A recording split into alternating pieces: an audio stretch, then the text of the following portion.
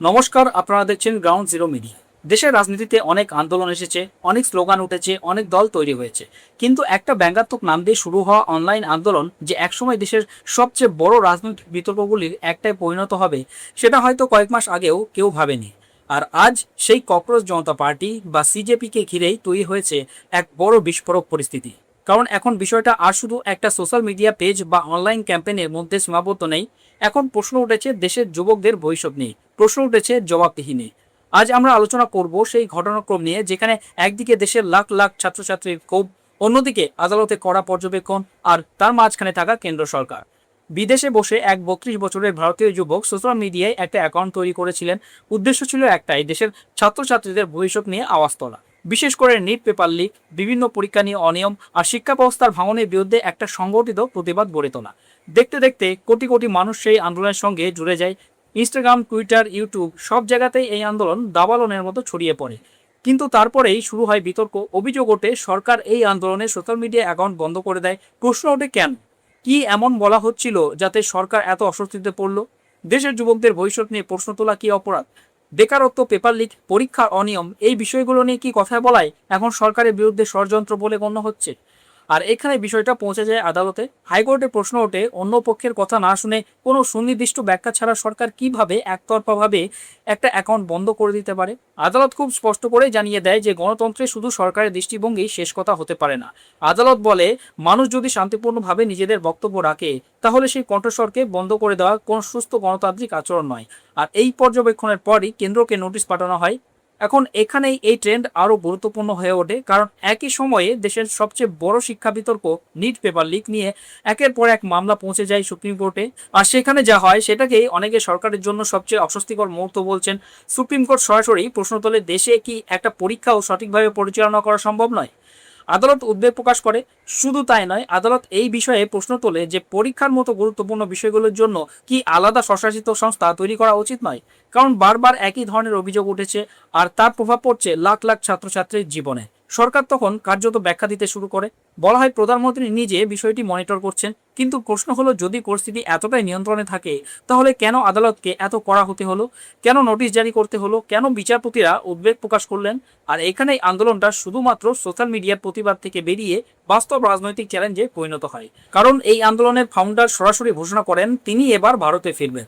আর শুধু অনলাইনেই নয়, দেশের মাটিতে দাঁড়িয়ে আন্দোলন করবেন। বিজেপি নেতারা যেভাবে তাকে চ্যালেঞ্জ করেছিল, সত্যি লড়াই করতে হলে দেশে এসে লড়ো, তার জবাব হিসেবে এই সিদ্ধান্ত বলে মনে করা হচ্ছে। কিন্তু এরই মধ্যে নতুন বিতর্ক। সোশ্যাল মিডিয়ায় খবর ছড়িয়ে পড়ে তিনি দিল্লি এয়ারপোর্টে নামা মাত্র তাকে গ্রেপ্তার করা হতে পারে, এবং তার পরিবারের সদস্যদেরও নাকি গ্রেপ্তার করা হতে পারে। যদিও সরকারিভাবে কিছু বলা হয়নি, কিন্তু এই জল্পনায় পরিস্থিতিকে আরো উত্তপ্ত করে তোলে। আর তখনই তিনি ঘোষণা করেন এয়ারপোর্ট থেকে তিনি সরাসরি পার্লামেন্ট স্ট্রিট থানায় যাবেন, যাতে কোনো ধরনের রাজনৈতিক ষড়যন্ত্র বা ভুল বোঝাবুঝির সুযোগ না থাকে। বন্ধুরা, এখানে একটা বড় রাজনৈতিক বার্তা রয়েছে। কারণ তিনি তার বক্তব্যে শুধু আন্দোলনের ডাক দেননি, তিনি সংবিধান, গণতন্ত্র এবং শান্তিপূর্ণ প্রতিবাদের কথাও বলেছেন।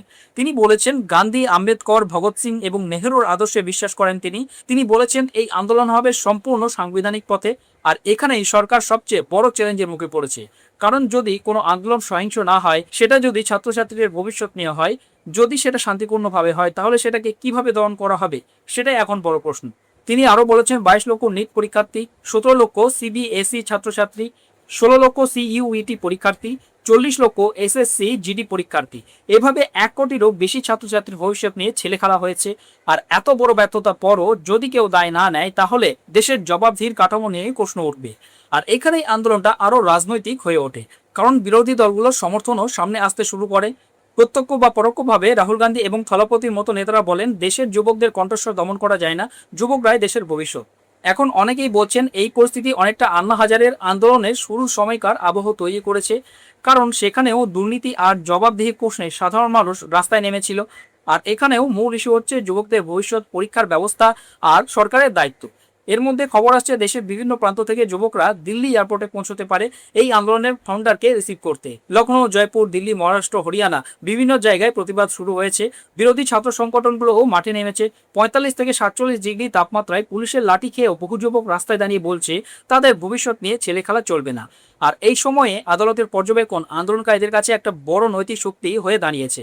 কারণ চূড়ান্ত রায় এখনো আসেনি ঠিকই, কিন্তু হাইকোর্ট এবং সুপ্রিম কোর্ট দুই জায়গাতেই যে ধরনের প্রশ্ন উঠেছে তা সরকারের জন্য নিঃসন্দেহে অস্বস্তিকর।